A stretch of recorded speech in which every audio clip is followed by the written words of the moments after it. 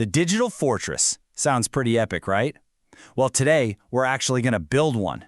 Not with, bricks and mortar, but with code and a whole lot of cunning. We're going to dive deep into how Telegram proxies manage to stay online even when someone's trying really hard to shut them down. Okay, let's get into it. So, here's the big question. How do you hide in plain sight online? I mean, it really does sound like something out of a spy movie, right? How can you make your chats, your messages, totally invisible, especially when you just know somebody's watching every move you make? But, for millions of people, this isn't some game. It's not a hypothetical. It's an absolute necessity. Being able to get around internet censorship is just essential for staying connected. And the tech that makes this possible, well, it's locked in this constant, really high-stakes battle with the folks trying to shut it all down. All right, so if we're going to build our digital fortress, first things first, we have to understand the enemy. We need to know what kind of weapons they're using. What are they actually looking for? And how in the world do they find it? So, the censors. They have a pretty powerful toolkit. They can go for the brute force approach, just blocking lists of known IP addresses, or they can be a bit more surgical, actively poking and prodding servers to see if they'll give themselves away. But their most sophisticated weapon, the real big gun, is something called Deep Packet Inspection, or DPI. I want you to think of DPI as like a digital sniffer dog for the internet. It's not just looking at the to and from address on a data packet. No, it actually rips the packet open and inspects the contents. It's looking for the unique signature, the specific smell of a protocol, like Telegram's MTProxy. And that right there, that's the main challenge we've got to overcome. So, how do you beat a sniffer dog? Well, you disguise the scent, right?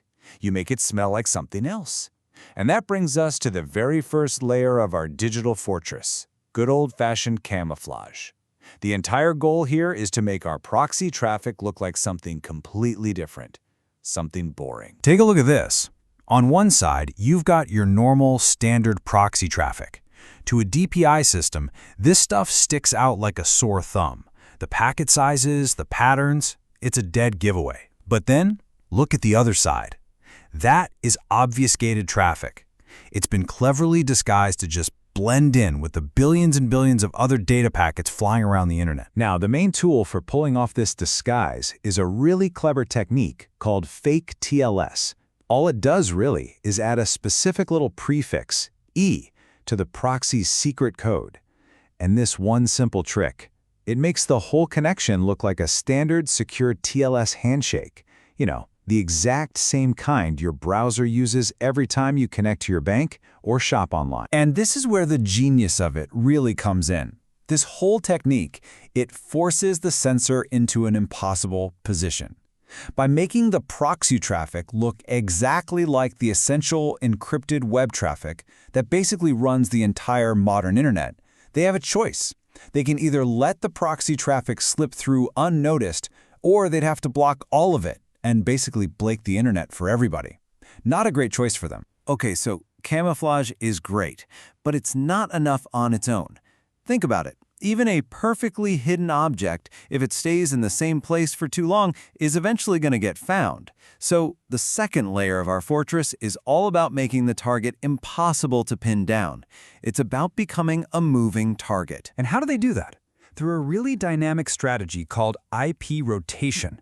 Proxy operators don't just sit on one IP address. Nope, they manage a whole pool of them, hundreds, sometimes thousands. And they're usually high-reputation IPs from residential or mobile networks, which look less suspicious. They're constantly rotating them, changing them out, and keeping a close eye on their health to ditch any that get blocked. All right, let's recap. Our proxy is now camouflaged to look like normal traffic, and it's constantly on the move. Pretty solid. But what happens if a curious censor decides to just visit one of the proxy's IP addresses directly with a web browser? If there's no alibi, the whole gig is up. The operation is exposed. Yeah, let's just put ourselves in their shoes for a second. You're the censor. You found a suspicious IP. So you pop it into your web browser and hit enter. What do you see? If you get an error page, or just nothing, well, your suspicions are confirmed. You've probably found a proxy. This is where the perfect alibi comes in. A decoy website. Operators will actually set up a totally normal, maybe even boring website on the exact same IP address.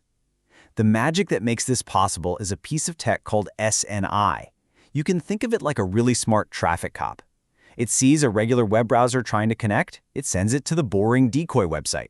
But if it recognizes a genuine Telegram client, it secretly routes that traffic to the hidden proxy in the back.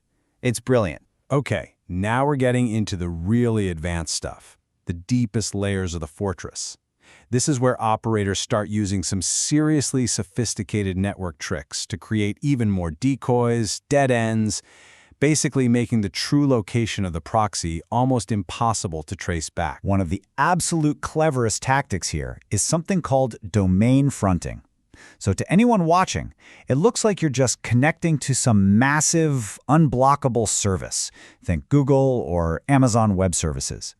But hidden deep inside that encrypted connection is the real address of the proxy server.